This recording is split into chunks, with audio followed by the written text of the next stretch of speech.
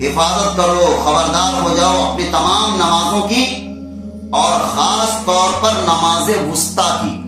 اب آپ سمجھتے ہو نماز وسطیٰ کون سی نماز ہے؟ فجر سنا ہے، عشاء سنا ہے، ظہر سنا ہے، عصر سنا ہے، مغرب سنا ہے، یہ نماز وسطیٰ کون ہے؟ تو کہا خاص طور پر بیچ والی نماز کی حفاظت کرو۔ بیچ کون ہے؟ ایسے تو کئی اقوال ہیں بیچ سے، لیکن زیادہ تر مراد کیا ہے؟ عصر کی نماز، کیونکہ دو نماز پہلے ہے فجر اور ظہر، بیچ میں عصر ہے، اور دو نماز عشاء اور مغرب بعد میں، تو بیچ کون ہو گیا؟ عصر۔ کہا تمام نمازوں کی حفاظت کرو، لیکن خاص طور پر پھر الگ سے بھی ذکر کیا، کس کا؟ عصر کا۔ اب اس میں کچھ حکمت بھی ہوگی، اللہ نے خاص طور پر پھر کیوں عصر کیا، بیچ والی نماز کا ذکر کیا؟ شاید اس وقت کاہلی میں یا اس طرح لوگ سستی کی وجہ سے عصر کی نماز کو نظر انداز کر دیتے ہوں گے۔ تو کہا سب نمازوں کی حفاظت کرو، اور خاص طور پر نماز وسطیٰ کی۔ نماز وسطیٰ سے مراد عصر کی نماز، بیچ کی نماز۔ وَقُومُوا لِلَّهِ قَانِتِينَ، اور اللہ کے سامنے کھڑے رہو ادب کے ساتھ۔ کیا کہا؟ اللہ کے سامنے کھڑے ہونے سے کیا مراد؟ نماز میں کھڑے رہو اللہ سے ادب کے ساتھ۔ آدمی دیکھیے، دنیا کی مثال لے لیجیے، کسی سامنے بڑے عہدے والے کے سامنے، کسی S P D S P کے سامنے، یا اور بھی اوپر لے لیجیے، بادشاہ کے سامنے کھڑا ہوتا تو کیسے کھڑا ہوتا ہے؟ بدتمیز جیسے کھڑا ہوتا یا تمیز سے کھڑا ہوتا ہے، کچھ بولتا نہیں ہے، بہترین کپڑا پہن کر کھڑا ہوتا ہے اور ادب کے ساتھ۔ تو اگر کوئی آدمی نماز پڑھ رہا ہے، اس کو یہ تصور کرنا چاہیے کہ ہم تمام جہان کے بادشاہ کے سامنے کھڑے ہونے جا رہے ہیں، تو کیسے کھڑا ہونا ہے؟ ادب کے ساتھ، جھک کر۔ اور یہ بھی مسئلہ ہے اچھے کپڑے پہن کر۔ اچھے کیا لکھا ہے علماء نے؟ وہ کپڑا جس کو پہن کر باہر تم نہیں جا سکتے ہو، شرم آ رہی ہے باہر جانے میں، ویسا کپڑا پہن کر نماز بھی مت پڑھو۔ آگے نماز ہو جائے گی، اگر سطر چھپا ہوا ہے تو نماز ہو جائے گی، اس میں کوئی دقت نہیں۔ لیکن تقاضا کیا ہے؟ ہم اللہ کے سامنے کھڑے ہونے جا رہے ہیں، محبت کا تقاضا، ادب کا تقاضا کیا ہے؟ بہترین لباس پہن کر، اور بھی جو ہے خوشبو وغیرہ لگا کر، یا اس طرح جو بھی ادب کے ساتھ یہاں پر کہا ہے۔ تو ہم نے جو مسئلہ ذکر کر دیا یہی ہے، وہ کپڑا جو عام طور پر بازار جانے کا آدمی معیوب سمجھتا ہے، کیسا لگے گا باہر جائیں گے تو اس کو پہن کر، ویسا کپڑا پہن کر نماز بھی نہیں پڑھے آدمی، بہترین سے کھڑے ہو کر نماز پڑھے۔ آگے کہا فَإِنْ خِفْتُمْ فَرِجَالًا أَوْ رُكْبَانًا، پھر اگر تم کو ڈر ہو کسی کا تو پیادہ پڑھ لو یا سوار۔ یہ جنگ کی حالت میں ہے، اگر ایسا سچویشن ہو کہ ہمیں کہیں جانا ہے جنگ کے لیے، یا کہیں اگر ہم آرام سے اطمینان سے رک کر نماز پڑھیں گے تو دشمن آ کر ہم پر کیا کر دے گا؟ حملہ کر دے گا۔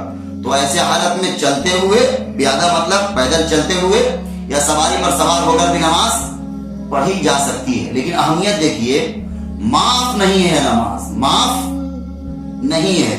صحابہ نے جنگ کے دوران بھی نماز کو ادا کیا، جنگ کے دوران بھی، بلکہ آپ نے سنا ہوگا محرم کے موقع سے، محرم میں کیا ہوا تھا؟ محرم تو ایک مہینے کا نام ہے، لیکن خاص طور پر منسوب کس سے ہے؟ واقعہ جو مشہور ہے حضرت امام حسین کا، کربلا کا واقعہ جو ہے، اس کتنے تھے؟ 72 لوگ تھے، اور اس حالت میں بھی نماز کو قضا نہیں ہونے دیا ہے۔ کون؟ حضرت حسین نے۔ صرف 72 لوگ تھے، جنگ ہو رہی تھی، حالانکہ حق اور باطل کی لڑائی تھی، لیکن پھر بھی کیا کہا؟ آدھے لوگوں کو کہا نماز پڑھو، لڑتے لڑتے صبح سے ظہر کا وقت ہو گیا، کہا آدھے لوگوں کو سب بنا کر نماز پڑھو، اور آدھے کو کہا جنگ کرتے رہو۔ پہلے اجازت مانگی کہ ہمیں نماز پڑھنے دو، ان لوگوں نے کہا نماز پڑھنے نہیں دیں گے۔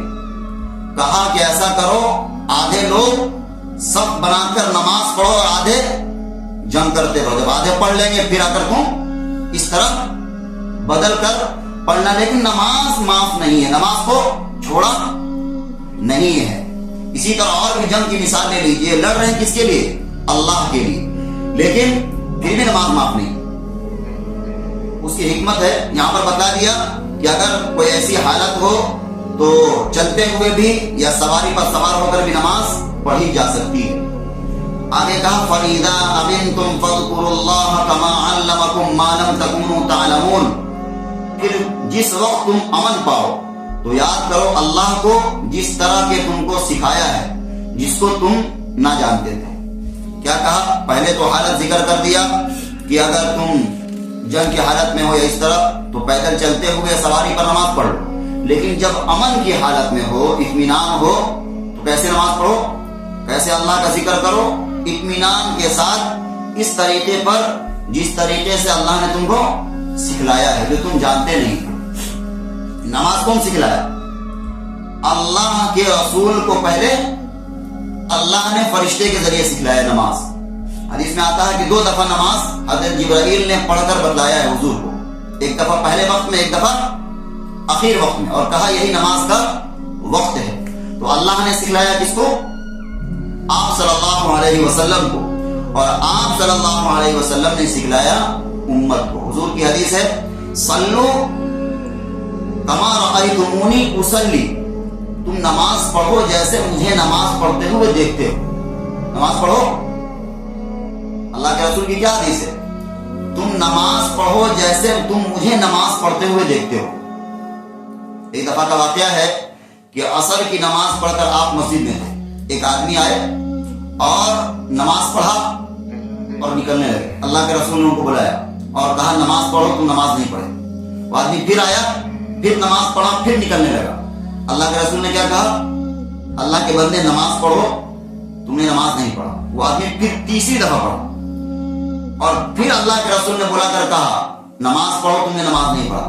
وہ آدمی تعجب سے کہنے لگا اللہ کے رسول ابھی تو ہم آپ کے سامنے نماز پڑھ رہے ہیں۔ کہا نماز پڑھو اچھے سے، صرف چونچ مار لینا کا نماز نہیں ہے، جس طرح مرغی چونچ مارتی ہے دانے پر، بس جلدی جلدی سجدہ کیا، جلدی جلدی اٹھ گئے، یہ نہیں ہے، بلکہ اطمینان سے نماز پڑھنے کا۔ کیسے اطمینان سے نماز پڑھنے کا مطلب ہر رکن اطمینان سے ٹھہر ٹھہر کر ادا کرنا ہے۔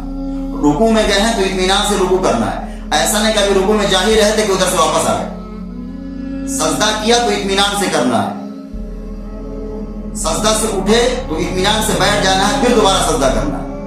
یہ ہے نماز کا طریقہ۔ تو کہا اگر تم امن کی حالت میں ہو تو اللہ کو یاد کرو۔ یاد کرنے سے مراد نماز، جس طرح تم کو اللہ نے سکھلایا ہے جو تم نہیں جانتے تھے۔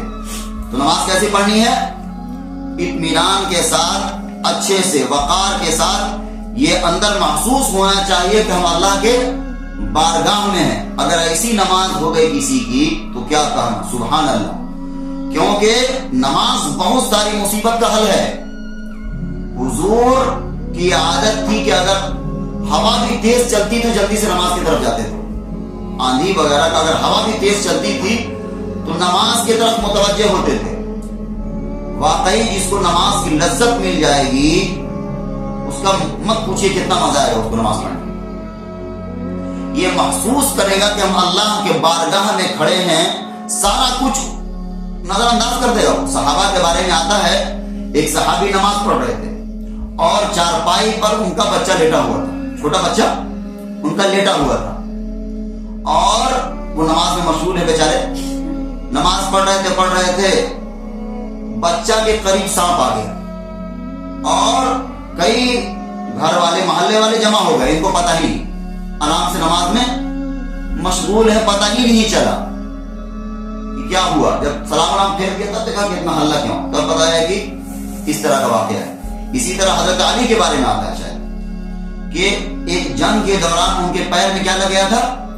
تیر، اور تیر کا آپ دیکھے ہوں گے اس کا ڈیزائن ایسا رہتا ہے کہ گھستا ہے ایسے نوکیلا کی طرف سے، اور پیچھے سے ایسے کھینچنے میں کیا ہوتا ہے، وہ عجیب شکل سے بنا رہتا ہے اس کا، تو وہ نکالنے میں تکلیف ہو رہی تھی۔ تو کیا کہا، رک جاؤ ہم کو نماز پڑھنے دو۔ نماز میں مشغول ہو گئے اور دوسرے ساتھی کو کہا کہ اب نماز میں رہے تو کھینچ لینا، کھینچ لیا، پتہ بھی نہیں چلا۔ اس طرح نماز تھی۔ اور قرآن میں کل ہی ہم نے پڑھا، کل یا پرسوں 21ویں پارے کی پہلی آیت ہے، اتل ما اوحی الیک من الکتاب واقم الصلاۃ ان الصلاۃ تنہی عن الفحشاء والمنکر، نماز جو ہے بے حیائی اور منکر باتوں سے روکنے والی ہے۔ اگر ہم غلط کام کر رہے ہیں اور نماز بھی پڑھ رہے ہیں، کسی کو دھوکہ بھی دے رہے ہیں اور وعدہ خلافی بھی کر رہے ہیں، تو ہمیں اپنی نماز کو کیا کرنا ہوگا؟ درست کرنا ہوگا۔ نماز کے بارے میں آتا ہے نماز بے حیائی اور بری باتوں سے روکتی ہے۔ اگر آپ کو نہیں روک رہی تو نماز درست نہیں ہے۔ نماز کو کیا کیجئے؟ صحیح کیجئے اور بار بار سیکھیے، اچھے سے پڑھیے، یہ طریقہ ہے۔ بلکہ حدیث میں آتا ہے الصلاۃ معراج المؤمنین، نماز کیا ہے؟ مومنوں کی معراج ہے۔ معراج سمجھتے ہیں؟ جس طرح اللہ کے رسول معراج میں گئے اور وہاں پر جنت اور دوزخ کا سیر کیا، اگر کوئی آدمی اس کیفیت سے نماز پڑھے، واقعی جس طرح نماز پڑھنا چاہیے، تو کیا کہا؟ مومنوں کے لیے کیا ہے؟ نماز معراج کی حیثیت ہے۔ تو نماز کو درست پڑھنا چاہیے، دل لگا کر پڑھنا چاہیے، سکون سے پڑھنا چاہیے، ایک ایک رکن کو اچھے سے ادا کرنا چاہیے، یہ طریقہ ہے۔